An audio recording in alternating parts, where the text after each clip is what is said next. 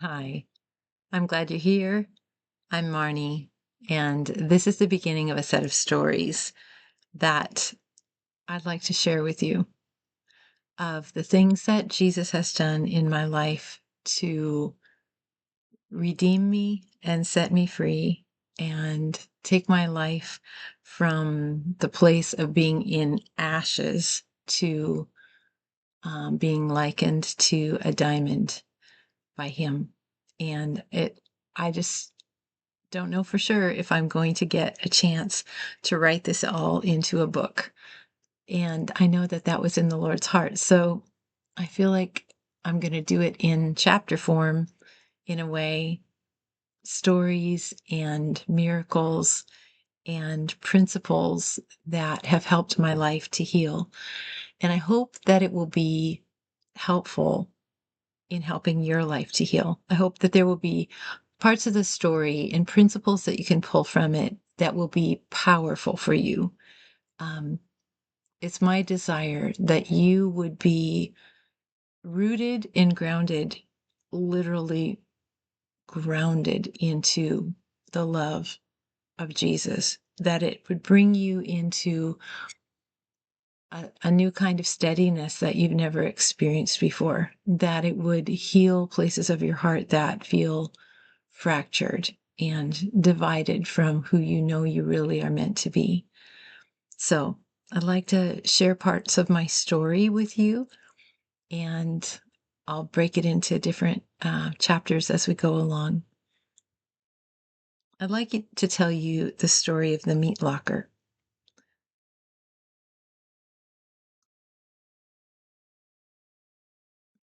When I walked into the counselor's office that day, I was coming with a heart that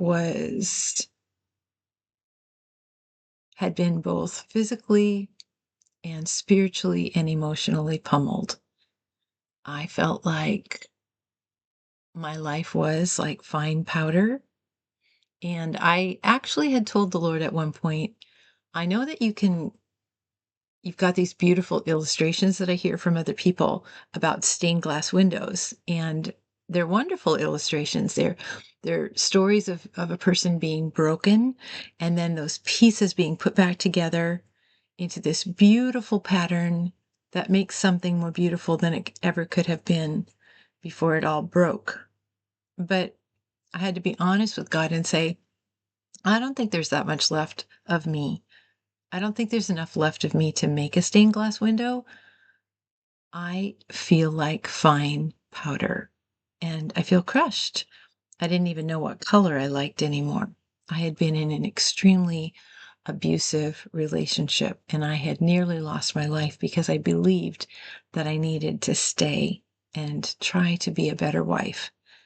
And I fell for a lie that kept me trapped there.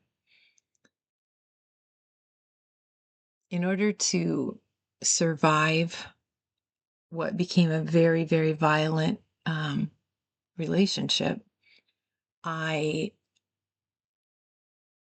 really carefully avoided feeling anything because I wanted always to be very attentive and alert and watchful to be sure that I was um, fully being sensitive, attentive, caring, present as much as I knew how. And it felt like feeling anything at all would just get in the way. So I walked into a counselor's office after walking through all this devastation. And one of the things that she suggested to me, one of the times that we met, she said, I'm really sensing that it would be good for us to invite Jesus to show you a picture of your heart. And this was a completely foreign concept to me, completely foreign. I had never asked Jesus for a picture of anything, much less of my heart. But to her, and she seems to be this wise, calm, um, peaceful, beautiful believer. And I thought, well, it doesn't seem strange to her. It feels really new to me. I'll just ask because she's encouraging me to ask, and she seems to know what she's doing. So I asked for a picture of my heart. Closed my eyes, asked for a picture of my heart, and immediately in front of me in this picture I get is this door. And I know instinctively that this is a door to a meat locker, a meat freezer. We had one in the little town I grew up in at the butcher shop, and this door was complete with the same sort of handle. It had this creaky handle that you pulled down towards you. And now I'm curious because I get the feeling that if I open that door, that I can open that door and that I can look inside and find out what's there. And I wanted to know what was inside. I felt really strange about having a picture of a meat locker when we prayed for something about my heart, but now I'm curious. So I reached for the door in this picture and I pulled on the handle. It's rusty. It's sound effects and everything. It's more than a picture. And sure enough, frozen meat packages. There's shelves around the room of, that butcher paper, that white meat wrapper. Maybe you've never seen meat wrapped this way, but when you have a butcher shop, you wrap it in this white wrapping paper and you mark what kind of beef it is. And there's all these packages that are wrapped in this white butcher paper. Plus, there's a couple sides of beef hanging from hooks up in the ceiling. And I'm like, I close the door and I'm thinking, I am not going to tell her what I saw because clearly I don't know how to do this very well and I better try again. But she could see on my face that I'd seen something. I said, let's try it again. What I saw, I don't think I did it right. And she said, well, would you mind telling me, what you saw? So I told her, expecting her to say, yeah, we should do it again. And she said, well, how about if we ask Jesus what that might mean? And I thought, well, you're taking this seriously? So I asked him. I wasn't used to asking Jesus anything like that. And clear inside my heart, I heard, Marnie, that is a picture of your heart. Those are frozen packages of pain. And I would like to have your permission to begin to defrost them. Oh, wow. He totally came through the back door. I felt like he read my mail. I had no idea that I had frozen away all of this pain. But when he said it to me, I knew it was true. I knew it was true and explained a lot about why I would feel so numb sometimes and feel like I couldn't feel, didn't know why I would become sad or angry or afraid, why I felt disconnected, why I struggled to relate with other people's emotions,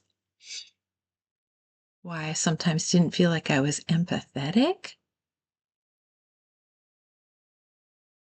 So Jesus began a journey with me of taking me from these frozen packages of pain that I had given him permission to defrost and beginning to thaw them out one at a time so that I could actually begin to feel again and to realize, oh, wow, there's a lot of hurt in there.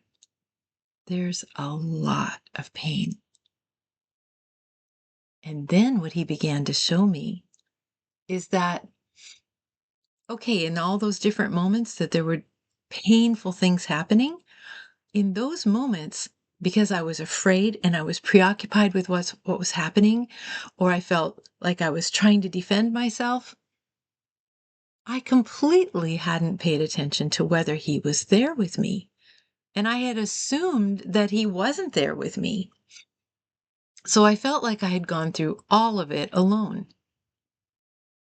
And he helped me to turn my heart back toward myself in those moments that I had experienced so much heartbreak and so much pain,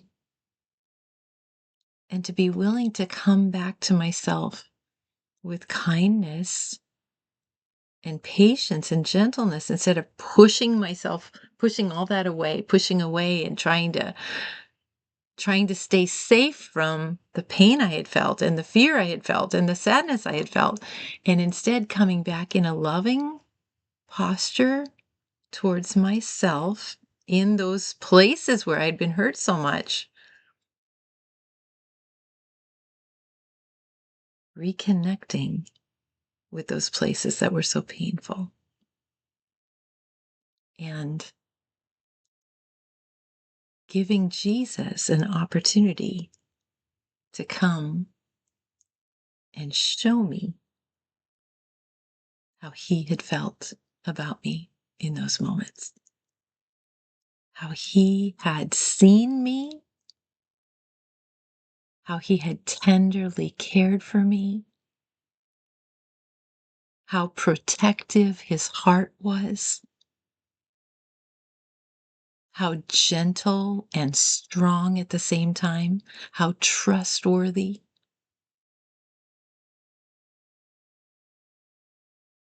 Time after time after time after time, I began to realize that I had left myself. But when I came back, he had never left me. He was always there. And he was always true blue, and he was always real. And he was always someone who would be willing to be with me no matter what shape I was in. If I was terrified, if I was furious, if I was bitter, if I was agonizing in pain, if I was sad, if I felt shock, he was always willing to be with me. I had never known Jesus like I came to know him in the process of him healing my heart. So I just want to start this series of stories by saying, wherever you are, wherever you find yourself right now,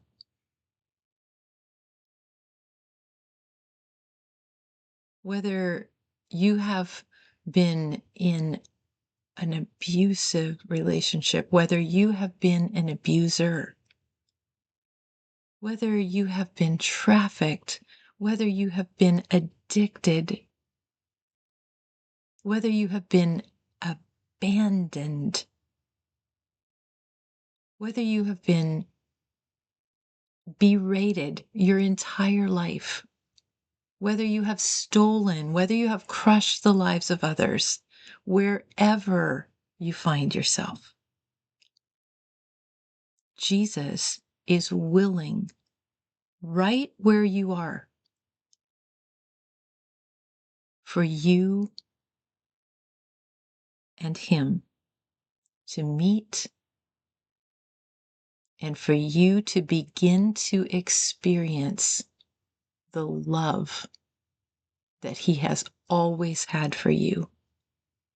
He is the most true blue friend you will ever know. And I have found this to be true because I was captive and within my heart in the midst of so much hatred that I experienced. I developed so much hate and murder inside of my own heart. Time and time again, I saw that in reaction to how I had been treated, while I froze away all that pain, a tremendous layered system of bitterness and hatred and murder had developed within me. Over and over again, I had to open up to the darkest, blackest admission, like what I saw and what I had to admit to Jesus that was in my heart was so dark. And Jesus forgave me every time, and he gave me grace to turn around and forgive out of having been forgiven. And he promises that when we have been forgiven much, we will love much. It was Mary Magdalene that went to the tomb because she'd been so set free by Jesus. And she missed him so much when he had died on the cross. And she was the very first person that he revealed himself to when he was resurrected. There is hope for you. There is hope for you. You are still breathing, and you can use that next breath to say, help, Jesus, help. Right where I am, I choose to let you love me, and I choose to begin to love me too. I choose to begin to open the doors of my life and the compartments of my heart and let you defrost the packages in me. I choose to find out for myself that you have actually never left me. I want to challenge you to watch Jesus love you and give him a chance to do it. He will always win if you give him a shot at loving your heart, because his love will win you over if you just are willing to let him love you. He's taking me from all those frozen packages, and some of them were the size of a side of beef. They were huge. They were massive.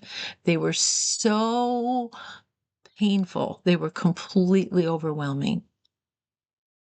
But he's taking my life from the place of ashes to calling me, saying, I've restored you to being a diamond from the place of ashes.